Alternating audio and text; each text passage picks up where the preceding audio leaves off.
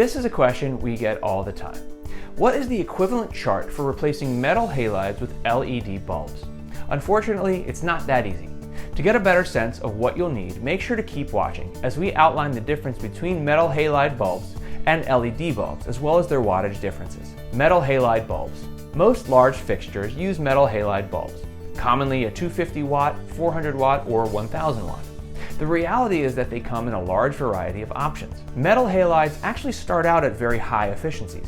A new metal halide bulb can get almost 100 lumens to watt. The problem is that they quickly degrade so that the light output is half in just a few years. The ballast also begins to underperform and you lose a lot of light too. So do not trust the lumen numbers on your metal halide or HPS box. They're way overinflated. We're actually recommending a cheaper and more energy efficient bulb that will feel just as bright. You can always go brighter as long as it fits. Won't be an amp or power issue, just fitment. Let's review some popular sizes and their replacements. 1500 watt halide. Like the 2000 watt halide, these are also popular around sports complexes. Use a 450 watt or 60,000 lumens at lower levels. Look out for our 500 watt, 60,000 lumen stadium lights at 30-degree angle for installs above 30 feet. 1000 watt halide. This is a very common shoebox light and takes 40,000 lumens to replace. You can currently find 300 watt models, which will give about 135 lumens per watt. Currently, there are no corn bulbs this bright, so you have to replace the whole fixture. 400 watt halide.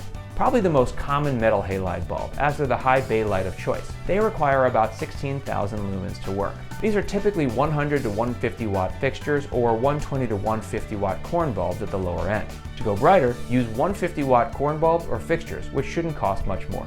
250 watt metal halide.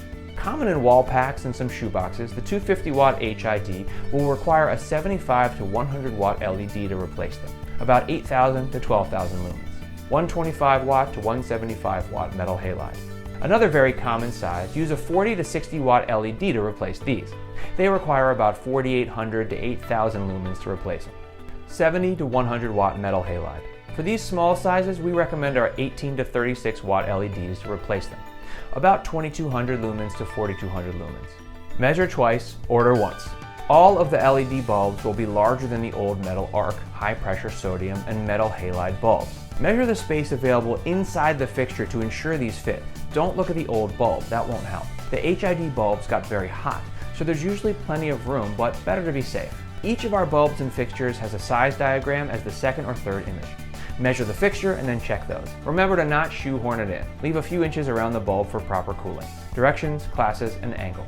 LED fixtures and some bulbs are directional, meaning they only send light in one direction instead of 360 or all directions like metal halide. Those directional LEDs can save an extra 10% in efficiency and thus energy costs down the road.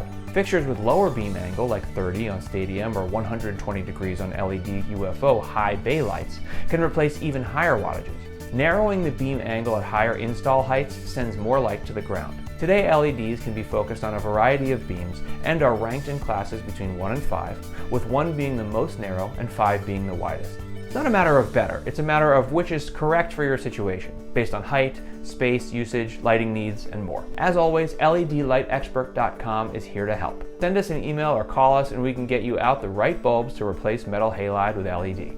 And if you enjoyed this video, be sure to like, comment, and subscribe.